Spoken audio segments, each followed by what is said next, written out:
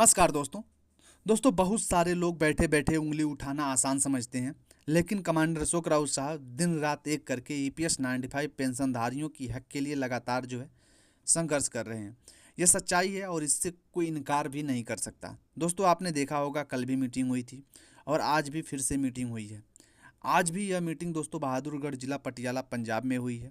जरा सोचिए दोस्तों, इतनी लंबी दूरी तय करके लगातार मीटिंग करना, फिर अगले ही दिन दोबारा मैदान में उतर जाना, ये कितना आसान होता है और ये कितना मामूली बात है, ये आप लोगों को तय करना है। इसका मतलब साफ है दोस्तों, हमारे नेता थके नहीं हैं, हमें संगठित करने के लिए लगे हुए हैं, हमें जगाने में लगे हुए हैं। दोस्तों कोई भी ऐसा मंच नहीं बचा होगा जहां कमांडर अशोक राउत साहब पेंशनधारियों की बात को नहीं रखते हों। वो लगातार सरकार के सामने अपनी आवाज़ को रख रहे हैं, हमारा दर्द दिखा रहे हैं। अब दोस्तों हम बुजुर्ग हैं, हम डंडा लेकर किसी को मार नहीं सकते। इसका मतलब यह नहीं है कि हमारे बुजुर्गों ने चुप्पी साध ली है। हम सरकार से जितना शांतिपूर्ण विरोध कर सकते हैं उतना शांतिपूर्ण विरोध करेंगे, जितना लोकतांत्रिक तरीके से संघर्ष कर सकते हैं वो हम कर रहे हैं। लेकिन अब सवाल यह है दोस्तों कि आप लोग भी विरोध करें ना। केवल खुले तौर पर नहीं कर पा रहे हैं तो मैं बार बार कहता हूँ कि फेसबुक चलाते हो, आप यूट्यूब चलाते हो, आप अपने पास स्मार्टफोन रखते हो, दोस्तों घर बैठे वीडियो बनाइए, अपनी पीड़ा बोलिए, अपना दर्द कहिए, व्हाट्सएप पर डालिए, फेसबुक पर डालिए, यूट्यूब पर डालिए। क्यों नहीं डालोगे भाई? क्या छुपाओगे अपना दर्द? जब तक हम खुद नहीं बोलेंगे, जब तक हम खुल कर नहीं कहेंगे, तब तक सरकार सुनने वाली नहीं है। दोस्तों आपने देखा होगा, हमारे प्रतिनिधि जब भी बात करने जाते हैं तो ऐसा लगता है जैसे हमारी जान निकल रही हो।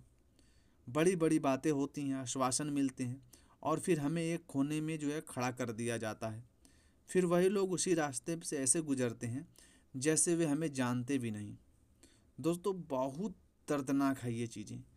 फिलहाल अभी की स्थिति में अगर देखा जाए तो तथ्यों की छानबीन करके आपको बताऊंगा कि सरकार की मानसिकता कहाँ तक गिर चुकी है। लेकिन आज मैं साफ कहना चाहता हूँ कि कमांडर अशोक राउत साहब के साथ कदम से कदम मिलाकर चलिए, हिम्मत मत हारिए, संघर्ष जारी रखिए। जीत हमारी होगी दोस्तों, हमें हार नहीं मानना है।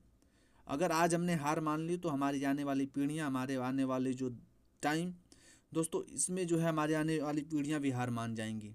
ये चीज़ें ध्यान में रखना है दोस्तों। हम कोई सरकार से भीख थोड़ी मांग रहे हैं, हम अपना जमा किया हुआ पैसा मांग रहे हैं और ये हमारा हक है और हम अपना हक ले करके भी रहेंगे। कभी ज़िंदगी में छोड़ा नहीं जाता दोस्तों अपना हक। ये चीज़ें तो सबसे ज़्यादा ध्यान रखने वाली बात है। हम अपना हक क्यों छोड़े भाई? हमारा मेहनत हमने किया है, इतिहास गवाह है दोस्तों। अगर युधिष्ठिर और अर्जुन अपना हक छोड़ देते तो महाभारत नहीं होती। दुर्योधन हक नहीं देना चाहता था, इसीलिए युद्ध हुआ। तो हम क्यों ना लड़ें, हम क्यों विरोध ना करें? हमने पैसा दिया है भाई, यह हमारा अधिकार है और हम अपने अधिकार के लिए लड़ना कोई गुनाह नहीं है, बल्कि हमारा फ़र्ज है और हमारा कर्तव्य है। अब दोस्तों ये चीज़ें, लड़ाई हमारी जारी रहेगी ईपीएस 95 पेंशन की, और जीत भी हमारी ही होगी। ईपीएस 95 मिनिमम पेंशन की जो लड़ाई है वो आगे संघर्षशील तरीके से दोस्तों चलती रहेगी। आप लोगों को मैंने पहले भी बताया था कि जिस प्रकार से हमारे लोगों ने संघर्ष किया वो एक मायने में बहुत ही स्पष्टीकरण के साथ था। और इस प्रकार की जो मेहनत जब देखने को मिलती है ना, तो मैदान में ये लगता है कि आज हमारा काम होगा। और जो सरकार जो जवाब दे रही है दोस्तों, ये कोई जवाब नया थोड़ी है, ये जवाब हर बार दिया जाता है। सरकार ऊट पटांग जवाब देती ही है संसद में। 1995 में क्या सच बताया गया था सरकार को भी पता है। लेकिन सवाल यह है दोस्तों, जब ईपीएस 95 स्कीम 1995 में लाई गई थी तो कहा गया था, तब कहा गया था उस समय कि डिफाइंड कंट्रीब्यूशन स्कीम के बारे में बात ही नहीं हुई थी। तब कहा गया था कि पेंशन समिति होगी, नहीं थी दोस्तों, बिल्कुल नहीं थी। उस समय प्रचार किया गया था कि 30 से 35 साल सेवा करने पर सरकारी पेंशनरों से भी 10% अधिक पेंशन आपको दी जाएगी। और आज बताइए दोस्तों, ये वादा कहाँ गया, ये फार्मूला कहाँ गया, किसने बनाया था? सरकार ने पेंशन का फार्मूला खुद ही बना लिया, किसी ट्रेड यूनियन से सहमति ली, किसी पेंशनधारी से राय ली, किसी को नहीं पता चला। 1,000 रुपये से कम पेंशन पे सबसे बड़ा झूठ अभी संसद में बोला गया है। 1,000 रुपये पर बहुत चालाकी और शातिर से जवाब सरकार ने दिया है। सरकार से सवाल करो, कुछ जवाब देती है कुछ। 1,000 से कम पेंशन आश्रितों को मिलती है। बच्चों को मिलती है, जिन्होंने सर्विस कम की है उन्हें मिलती है, जिन्होंने पेंशन कैश करा ली उन्हें मिलती है। इस प्रकार से ये सरकार के जवाब थे। उम्मीद नहीं थी कि इस प्रकार के जवाब जो है सरकार के पास रहेंगे, लेकिन ये चीज़ें, ये जवाब जो है सरकार ने दिया।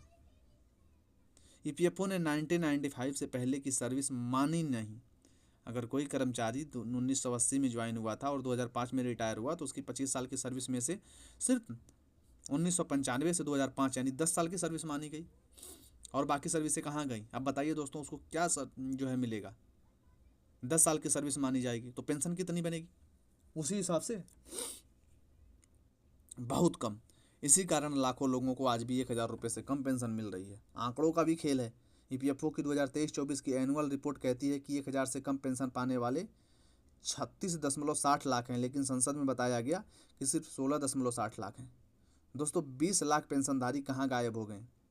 इस अंतर पर कौन सवाल करेगा सरकार से? कोई कर सकता है? नहीं, क्योंकि सभी लोग सरकार के तो चाटुकारिता बने हुए हैं। कौन करेगा? कोई नहीं करेगा। मेडिकल सुविधा पेंशनरों के साथ धोखा है, आप सभी को पता है। सरकार ने मेडिकल सुविधा की बात कही है, लेकिन सुविधा कितनी मिल रही है? एम्प्लॉय पेंशन के लिए पेंशन के लिए नहीं है। अगर पेंशनरों के लिए है तो बताइए, सर्कुलर कब जारी हुआ? सर्कुलर नंबर क्या है? सवाल उठाने वाला कौन है? ईपीएस 95 संगठन ने दर्जनों ज्ञापन दिए हैं, सैकड़ों सांसदों से मिले हैं। सत्ता पक्ष से क्या उम्मीद करें? उन्होंने सवाल भी नहीं उठाया। विपक्ष ने सिर्फ औपचारिकता निभाई है। काम क्या हुआ है हमारा?